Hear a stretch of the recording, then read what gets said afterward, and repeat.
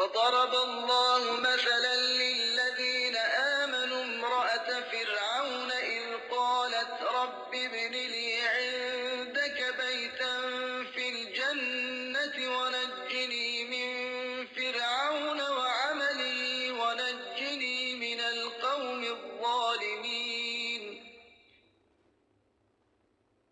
اور اللہ نے مومنین کے لیے فرعون کی بیوی کی مثال پیش کی ہے۔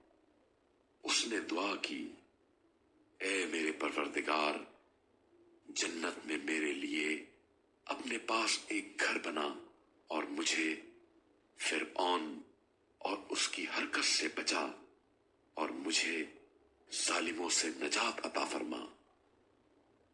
ومريم ابنة عمران التي أحصنت فرجها فنفخنا فيه من روحنا وصدقت بكلمات ربها وكتبه وكانت من القانتين۔